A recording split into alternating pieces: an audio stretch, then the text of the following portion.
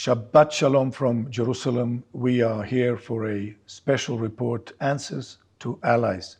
With me is Danielle, Vice President of the Jewish Agency, and we are here in order to give you answers, to equip you, so that you can stand with the Jewish people, with us, with the people of Israel here during these difficult times. October the 7th changed our lives, and we thought we will never see those pictures that resemble the Holocaust. I thought we will never, ever see anything like this again. However, here we are, and we are so thankful for our friends who are praying with us, praying for us, standing with Israel in this day and hour. So Daniel, we are really in a very, very difficult, tragic, traumatic moment. We're praying for those who are kept as hostages in Gaza. We are praying for those who have lost their dear ones, and they have to process their traumas. How do we even pray for those people? Thank you, Albert, for inviting me, first of all, and thank you for creating this platform to reach Israel's friends and allies around the world, because Israel truly needs its friends at this time. We truly need people that can stand up, that can tell the truth, that can support Israel, that can pray for Israel. And what's more appropriate to pray for Israel than on the day of Shabbat, and then the day that today in synagogues all around the world, they're restarting the reading of the 5 books of Moses. They are starting with the first chapter of Genesis, of Let There Be Light. And today on this time, it's important that our friends around the world know the truth, speak the truth, and that they can stand up for us here in Israel. Thank you. We are really seeing the greatest challenge we've seen for the last 75 years, from the very beginning of the modern history of Israel. Never has it been so many people murdered in one day since the very beginning, and so of the modern Israel. And so we are actually reading in the Bible today, Let There Be Light. And can you imagine, there are people that are actually making aliyah at this time. They have not stopped in the process. There are many who are coming, despite the fact that we have come through this difficult time. Yes, and it's a huge blessing, and it's a huge encouragement. You know, when we work with Olim all over the world, and this year, 2023, is still a very strong year for Aliyah, following up on 2022, which was the strongest year for Aliyah in the last 30 years. Over 74,000 Olim that came home to Israel. From 74,000? To be exact, 74,915 that came from all over the world, from literally 50 countries. So it's almost like 75,000 people for the 75th anniversary. Yes, that's a very nice point, Albert, true. And so 2023 is yet again a very strong year for Aliyah. And what happened when this war began is that we were in the midst. You know, people are making Aliyah. They're coming into Israel on flights every day. Most Olim don't come on big chartered flights. They come on, you know, just regular airlines where we, the Jewish Agency, book tickets for them. And they come every single day. There's literally no day without Aliyah, maybe just Yom Kippur. And what we've seen that has happened is that many of the airlines have canceled their flights coming into Israel. And we have been receiving distraught calls by Olim that already arrived at the airport and don't know what to do. Right now, the airlines that are flying to Israel are mostly El Al and the Israeli airlines, and some also other foreign airlines. And I can tell you, Albert, that it's amazing and encouraging to see to what lengths people will go in order to come to Israel. They're finding all kinds of indirect flight routes. We are helping them in order for them to come through 2 or 3 different countries. Overall, I can say that approximately 70% of the Olim insist that they want to come now as planned. They don't want to delay. They don't want to postpone. They don't want to wait for the war to be over. They want to come now. Isn't that astonishing? I think this shows their resolve and their decision to be part of the history of the Jewish people and the land of Israel. I think it is beautiful. I think this resolve shows that the war, the atrocities, the tragedy doesn't stop them. It is amazing. I'm really proud of all our Olim. It doesn't stop them because they believe that Israel is here to stay. They believe in the God of Israel, and they believe that it is now their destiny to be part of Israel. So when you're standing in front of fulfilling your destiny, what's going to stop you, Albert? Not even this kind of war. And I don't want in any way for people that are watching us to feel that I am belittling it or minimizing it. No, this is a complete watershed moment. This war, the atrocities, what has happened on Shabbat, the 7th of October, and the days that follow, will go down in infamy, if I can quote the famous words after Pearl Harbor. It is truly our darkest hour, if I want to quote also what Churchill said. It is a horrendous day, a watershed day that completely will separate Israel of before and Israel of after. We still don't know what this means. We know that there will be many questions, there will be many inquisitions and ways of looking at how did we be in this situation where we were so ill prepared to fend off this attack. And please also remember, we are fending off this attack. We have fended off this attack. But in the first few hours, we were ill prepared for it. And even with all this and all the understanding that it won't be the same Israel that it was, it is still Israel. Well, and it is still the home of the Jewish people. I would even say that we have witnessed a miracle that we didn't want to actually come in such a way. We've seen all of these demonstrations and disagreements about judicial reform, and the country has been so divided. There's something that has happened. From this last Saturday, we have seen the unity and the resolve we haven't seen for months, and I would even say a year. It's been very painful to see this division in the Israeli society, really ripping apart of the fabric of the society and the soul of the Israeli people.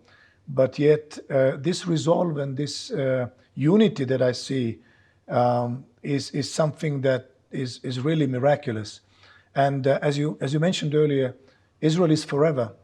The Bible says very clearly, if you don't see the sun and if you don't see the moon and if the stars are not giving their light, then the people of Israel will cease to be a nation before God. And we are a nation under God, and we are a nation before God. And so I think even on this Shabbat, as we reflect on Yehi Or, let there be light, it is very important to think of these positive things. We've seen some very strong and very positive things. We've seen the nation united. We've seen a unity government rise, and we've seen our Olim standing firm in their decision to come to Israel. I think it's powerful. I think it is something very, very positive to take back. Indeed. And I can also tell you that the last few days when I have been meeting with victims of terror to give them a warm embrace, to give them the urgent assistance that the Jewish Agency's Fund for Victims of Terror is giving at this time, I have met with nothing short than heroes, just modern day heroes. I met with the head of security, the civilian head of security for the Sderot community, that early on Shabbat morning, before the IDF understood what was happening and could come into their aid, he and his squad were on the streets of Sderot fighting off the terrorists in face-to-face combat. He personally rescued policemen that were shot and were in harm's way, and he did not leave the wounded behind, and he brought them back into safety. Wow. He is now wounded, laying in the Asaf HaRofeh hospital. He has shrapnel in his body. He has gunshot wounds in his shoulder. He sustained those gunshot wounds, and with that, he still took other policemen into safety with him. And many of our viewers perhaps have also watched this horrendous video of a family, a mother, father, their two adorable young daughters that got into a car on Shabbat. They were on their way to visit with their family. The terrorists came to the car and point blank murdered the parents. They did not get a chance to murder the children because they saw that they were being under attack. And so they ran, and those two little girls were in the car frightened with the bodies of their parents. Just a minute ago, they were talking about going to visit grandma.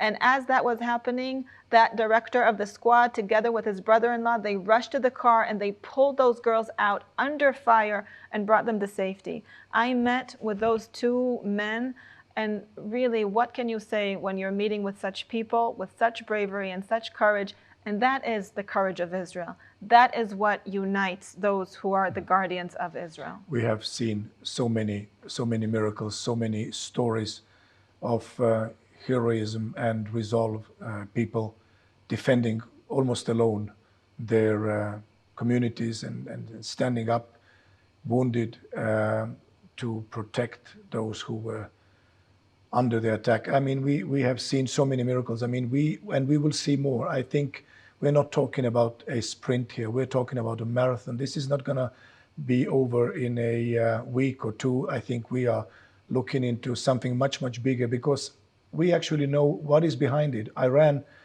with its nuclear ambitions, has been funding and training and facilitating the terrorists in Gaza, in Lebanon. They have been coordinating it. They have been really celebrating their success, quote unquote success.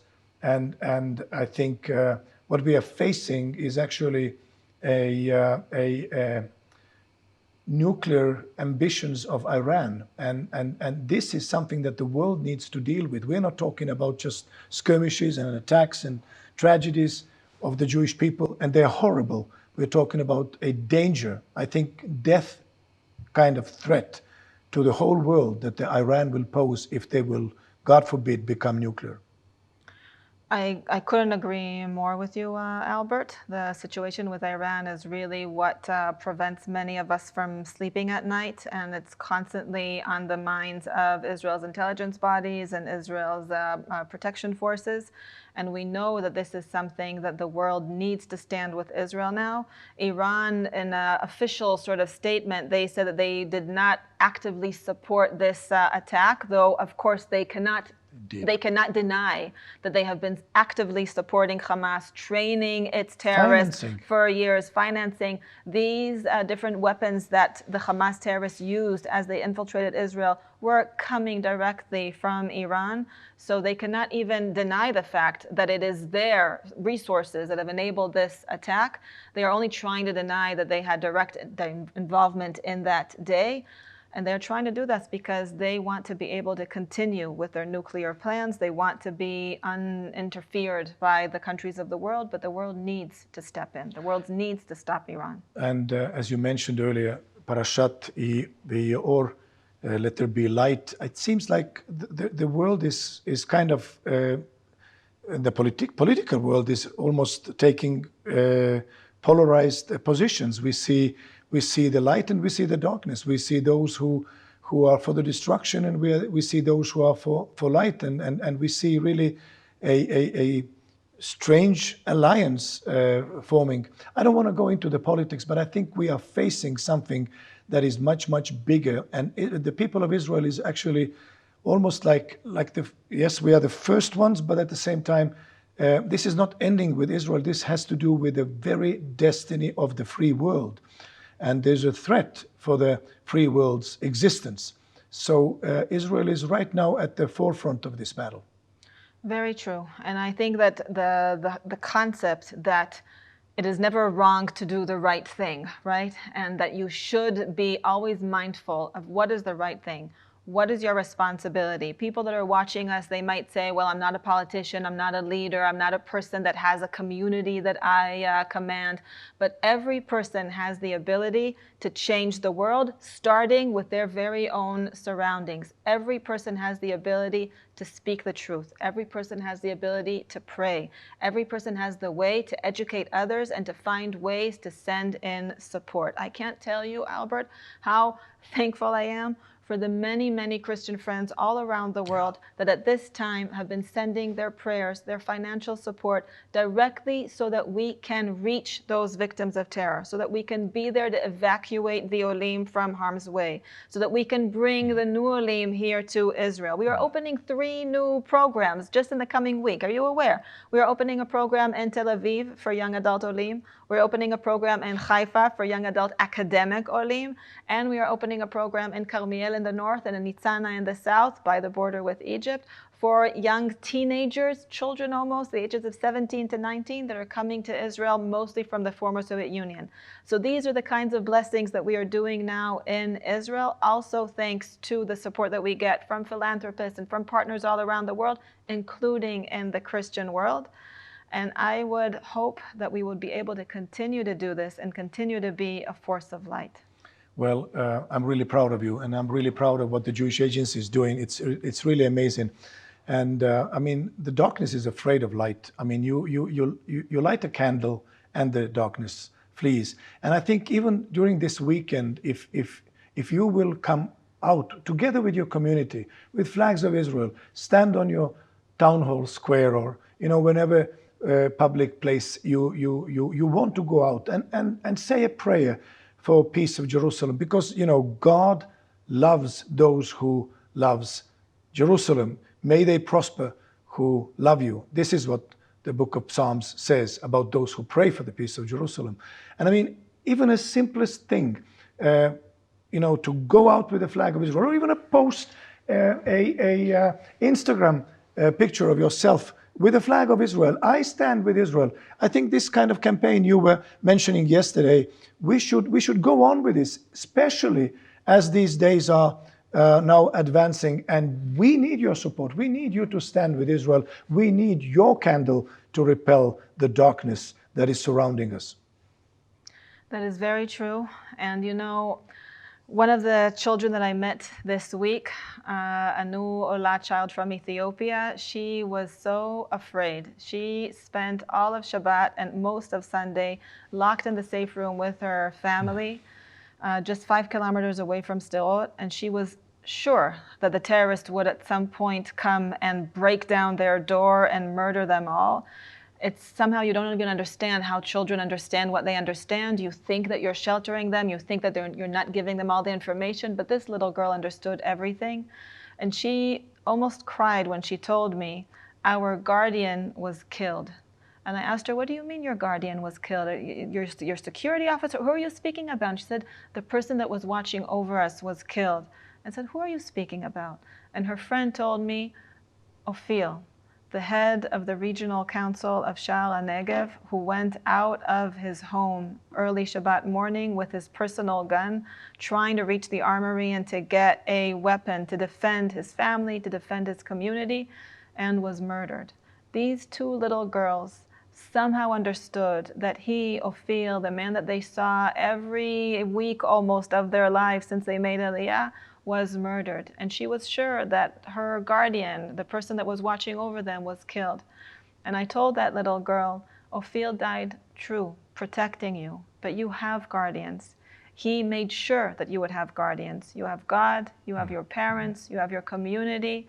And while we are extremely sad that Ophir died, and it's a tragedy, and his son is still missing. Ophir's son is still missing. They do not know what happened to him, if he was abducted, if he's lying dead somewhere. But what Ophir set out to do was to defend the people in his community. And in that mission, he succeeded. He gave his life for that mission. So to tell those little girls and to tell the people that are watching us that we have guardians, and that they, each one of you watching us, can be a guardian for Israel. You can be those watchmen on the wall that neither sleep nor slumber, and that protect Israel. Please be that guardian. Once you know the truth, you have to bear the responsibility. You have to be there to protect, to tell the truth, to support, to love, to pray. And indeed, let there be light.